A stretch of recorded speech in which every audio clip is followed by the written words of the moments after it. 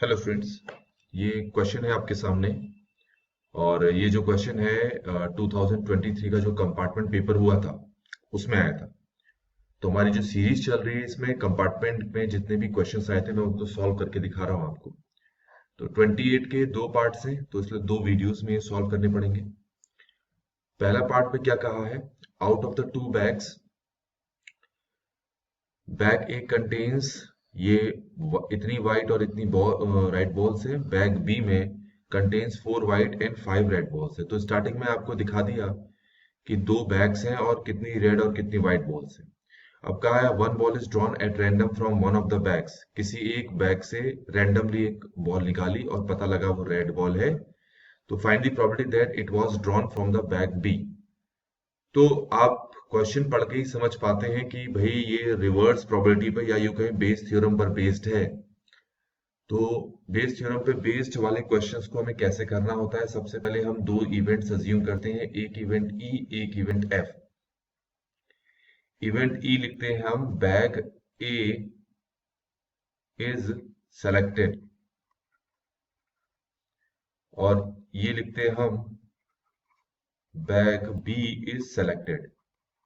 क्योंकि ball draw करने से पहले इन दोनों में से कोई भी एक इवेंट हुआ होगा, और जब इन दोनों में से कोई भी एक इवेंट हुआ होगा उसी के बाद रैंडमली एक बॉल निकाली होगी। तो ये आ जाएगा रेड बॉल इज ड्रॉन। तो ये हो गया ए। तो पहले देखो इनमें से कोई एक इवेंट हुआ, फिर ये इवेंट हुआ, तो इसकी प्रोबेबिलिटी निकालने के बजाय इन्होंने इस इवेंट की प्रोबेबिलिटी निकालने के लिए कहा है। तो वापस ऊपर जाने का मतलब है ये रिवर्स प्रोबेबिलिटी पर बेस्ड है। अब जब तुम इतना लिख लेते हो तो इसके बेसिस पर आपको फॉर्मूला कैसे बनाना होता है आप जरा वो देखो, ताकि आपको जब भी बेस थ्योरम पे बेस्ड क्वेश्चन आएगा तो आप ऑटोमेटिकली फॉर्मूला बना लें, अगर इतनी चीज आपको पता है तो। देखिए प्रोबेबिलिटी तो इसकी निकालनी है हमें, तो पहले मैंने ये लिख लिया, प्रोबेबिलिटी ऑफ एफ। तो इससे पहले वाला इवेंट कौन है, ए। तो यहां होगा when A has been already occurred. आप इतना लिख लें उसके बाद फॉर्मूला पूरा बन जाता है। कैसे, एफ है ए है, फिर लिखो एफ, फिर लिखो ए, और फिर लिखो एफ। इस टाइप से कंसेक्यूटिव वे में F A F A F, इस तरह से लिखें। इसी को टोटल कॉपी कर दे नीचे, P F multiply P A when F has been already occurred, plus इसी को फिर से कॉपी कर दें पर एफ को रिप्लेस कर दें बी से। तो ये हो जाएगा प्रोबेबिलिटी ऑफ बी, नहीं प्रोबेबिलिटी ऑफ ई, है ना, क्योंकि एफ को हम ई से रिप्लेस कर रहे हैं। तो probability of E, probability of A when E has been already occurred. ये समझ में आ गया। अब आपको पता होना चाहिए कि प्रोबेबिलिटी ऑफ ई क्या है और प्रोबेबिलिटी ऑफ एफ क्या है। देखिए ई और एफ है बैग का सिलेक्शन, तो ऑटोमेटिकली क्योंकि दो बैग्स हैं तो दोनों के सिलेक्शन की प्रोबेबिलिटी बराबर होगी, जो कि होगी 1/2 1/2। इसके बाद आते हैं पी ए ई।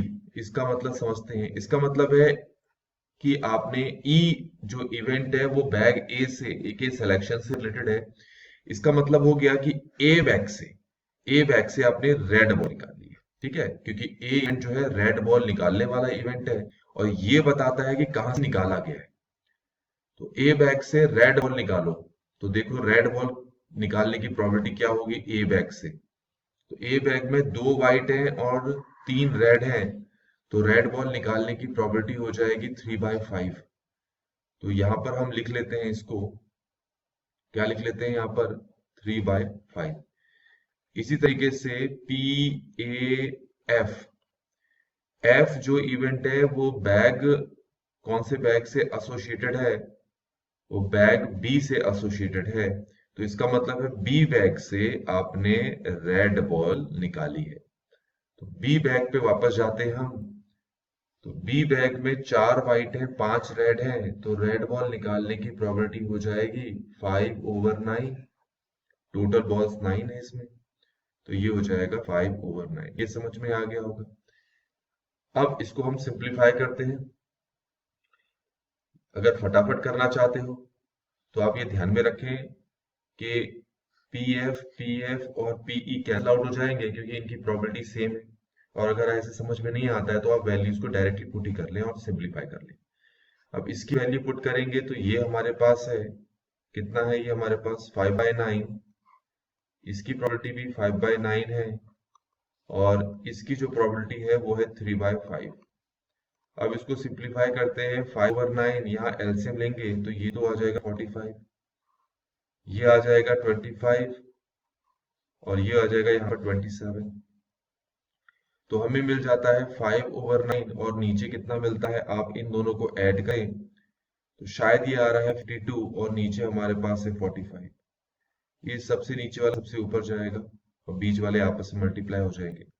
तो 5 × 45, 9 × 52, ये क्लियर हो गया हो। 9 5 हो गया 45, तो ऊपर आ गया 25, नीचे आ गया 52। तो इस तरीके से बच्चों हमने इस क्वेश्चन को कंप्लीटली सॉल्व कर लिया है। एक बार आप ना कैलकुलेशन जरूर देखें, कहीं पर कोई कैलकुलेशन गलत ना हो गई। ठीक है, तो ये वाला जो ए पार्ट है ये कंप्लीट हो गया है।